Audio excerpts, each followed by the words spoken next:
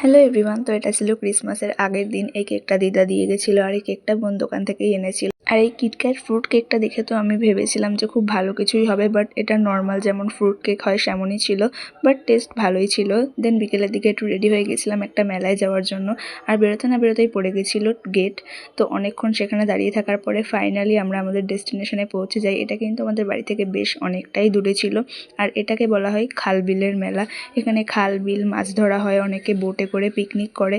আর এইদিকে ছিল সর্ষে ফুলের একটা বড় ক্ষেত। তো এখানে বেশ কিছু ফটোস ভিডিওস ক্লিক করার পরে আমরা চলে গেছিলাম ব্রিজ দিয়ে ওই পারে। আর ব্রিজের ওপরে কিন্তু বেশ সুন্দর লাইটিং করা ছিল।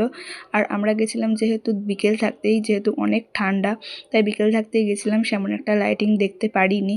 দেন একটু মেলা ঘুরলাম, টুকটাক কেনাকাটা করে এই ভাপা পিঠে খেলাম। মেলায় গেলে কিন্তু এই ভাপা পিঠেটা মাস্ট। কারা কারা মেলায় গিয়ে এই ভাপা পিঠেটা খেতে ভালোবাসো অবশ্যই আমাকে কমেন্টে জানিও। আমার কিন্তু দারুণ লাগে। আর এইটা ছিল সেই ছোট্ট খাল বা বিল যাই বলো না কেন, তার উপরে কিন্তু একটা নৌকো খুব সুন্দর করে সাজানো ছিল।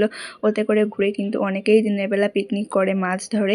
আর এইদিকে অনেক কিছু সাজানো ছিল। ঘুরতে ঘুরতে কিন্তু এদিকে সন্ধে হয়ে গেছিলো। তো বাড়ি থেকে যেহেতু অনেকটা দূরে ছিল মেলাটা, তাই আমরা ঝটপট বাড়ির কাছে চলে আসি। আর এখানে এসে মোমো নিচ্ছিল মা, আর আমি জেঠির সাথে দাঁড়িয়েছিলাম। বাট এই কুকুরটা দেখো জেঠির পেছন পেছনেই ঘুরে যাচ্ছিলো। আর মেলা থেকে এই টুকটাক কিছু জিনিস নিয়েছিলাম। আর বাড়ি আসার সময় আনা হয়েছিল এই মোমো। তো আমাদের আজকের দিনটা এইভাবেই কাটলো। তোমরা কিভাবে এই দিনটা কাটিয়েছো অবশ্যই কমেন্টে জানিও। বাই।